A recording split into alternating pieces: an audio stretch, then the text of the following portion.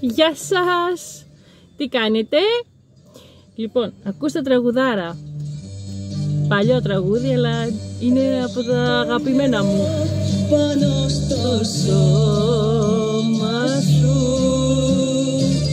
τρέχω το κατόφι σου κι εγώ. Λοιπόν, πολύ καλημέρα σας. Σας κάνω αυτό το βιντεάκι άρπα κόλλα, γιατί έχω περάσει τις 5 μέρες της πρώτης φάσης στη διατροφή και νέα ζωή. Σας είχα πει ότι είχα κάνει 2 εβδομάδες δίαιτα και είχα χάσει 2.600. Τώρα έκανα 5 μέρες και έχασα άλλα 2 κιλά. Γι' αυτό την αγαπώ εγώ τη διατροφή αυτή. Λοιπόν, οπότε σύνολο είναι 4.600. Είναι και η νηστεία και αυτό δυσκολεύει λίγο τα πράγματα.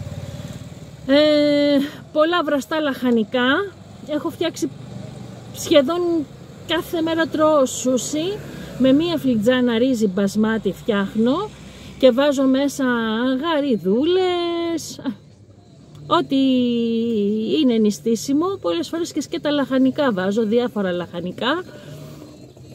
Λοιπόν, και μέχρι και βραστά μύδια είχα βάλει μία φορά. Πολύ ωραία είναι, όλα είναι πολύ ωραία. Και φτιάχνω 2 ρολάκια, είναι ό,τι πρέπει το μεσημεριανό μου, και το βράδυ φτιάχνω μία πολύ σαλάτα με τα λίγα φρουτάκια μέσα. Θα ξεκινήσω τώρα που θα μπω στην πρώτη συνεχιζόμενη. Κάνα αυγουλάκι βραστό, αν τελικά αποφασίσω να μην κάνω γιατί δεν ξέρω πόσο θα αντέξω να κάνω νηστεία και να κάνω και διατροφή, γιατί είσαι και πιο περιορισμένη. Το σκέφτομαι, ειδικά τα αυγουλάκια είναι ό,τι πρέπει. 2 αυγουλάκια βραστά και μία σαλάτα και σε μια χαρά το βράδυ. Θα δούμε τώρα πώς θα πάει. Ξεκινάμε τώρα πρώτη συνεχιζόμενη. Δεν ξέρω πόσο καιρό θα την κάνω. Μαζί θα είμαστε, μαζί θα τα λέμε. Περιμένω τα νέα σας. Περιμένω να μου πείτε εσείς τι κάνατε και ποια δίαιτα κάνετε. Και αυτό με ενδιαφέρει. Να τα λέμε και να ανταλλάσσουμε και γνώσεις. Λοιπόν, ο σύζυγος ήρθε. Αυτά, φιλάκια πολλά, σας αγαπώ.